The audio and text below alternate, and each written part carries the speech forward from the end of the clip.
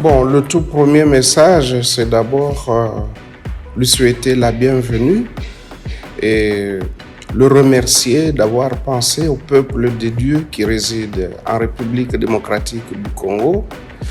Il est vrai que ce n'est pas la première fois que nous recevons la visite d'un pape, mais vous comprenez que le pape François, malgré les conditions physiques qui sont les siennes, il a tenu coûte que coûte à être avec nous en cette fin du mois de janvier, début février 2023. Et vous le savez très bien que dans la plupart de ses prédications, il ne cesse de parler de la RDC, de la paix en République démocratique du Congo. En venant chez nous, en République démocratique du Congo, tout ce que nous pouvons dire, c'est qu'il ne vient pas seulement pour les chrétiens catholiques, il vient pour le peuple de Dieu. Le peuple de Dieu, ce ne sont pas seulement les chrétiens catholiques, c'est tous les chrétiens, tous les êtres humains, tous ceux qui estiment qu'il faut une cohabitation pacifique. Parce que nous sommes tous appelés à vivre ensemble, malgré nos divergences, malgré nos diversités, nous devons apprendre à vivre ensemble. Voilà pourquoi le message du pape François, c'est un message très important et très porteur dans la mesure où le thème qu'il a choisi, il dit tous réconciliés en Jésus-Christ. Oui, je pense que le moment est venu pour que nous puissions nous réconcilier, nous tous, pour le bien de tous, pour bâtir un État, pour faire de sorte que là où nous sommes, nous puissions manifester notre humanité.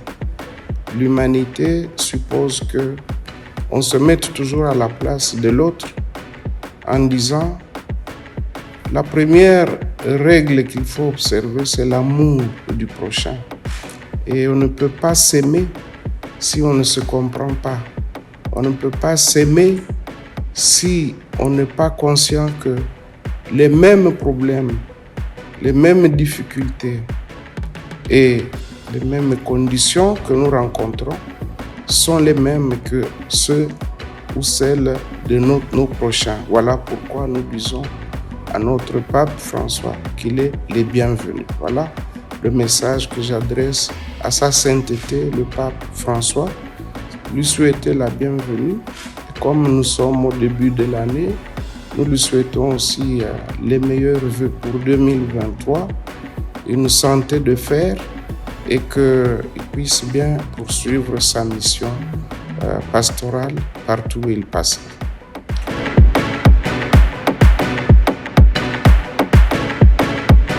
Au peuple congolais, je vais dire que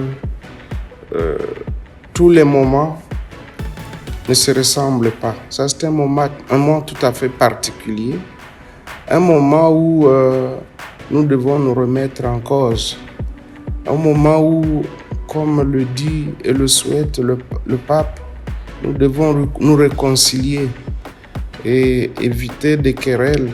Voilà qu'aujourd'hui, nous sommes attaqués, nous sommes continuellement, notre paix est continuellement rompue. Depuis 1994, nous n'avons pas vraiment connu une paix solide dans notre pays. Et je pense que le moment est venu pour que nous puissions nous tous dire, voilà, l'occasion est donnée pour que nous puissions bénéficier de la bénédiction papale, pour que nous puissions tous, croyants et non-croyants, nous dire, nous n'avons qu'un seul pays, c'est la République démocratique du Congo. Nous invitons le peuple tout entier à venir accueillir, surtout le peuple de Kinshasa, à venir accueillir, à venir recevoir en direct la bénédiction du pape François. Je dois ajouter en disant que cette année, elle commence bien parce qu'avec l'arrivée du pape, Et je crois que Son Excellence, Monsieur le Président de la République, Félix Antoine Tshisekedi Tshilombo, qui a donné des instructions au gouvernement pour qu'un accueil digne de son rang lui soit réservé, que sa sécurité soit assurée, la sécurité de ceux qui viendront le voir bénéficier, ceux qui viendront bénéficier de sa bénédiction, ceux qui viendront l'écouter, que tout cela soit assuré. Et je pense que c'est tout simplement pour démontrer l'importance de cette visite. Et donc, nous disons au président de la République, au gouvernement et à tout le clergé, à l'Église catholique, mais aux autres confessions religieuses, que c'est le moment de nous mettre ensemble pour prier Dieu, pour qu'il bénisse notre pays, pour que la paix y règne et que nous fassions de notre pays un lieu où il fait beau vivre, un lieu où nous pourrions répondre ne fût-ce qu'au minimum vital de chacun des citoyens, du premier jusqu'au dernier.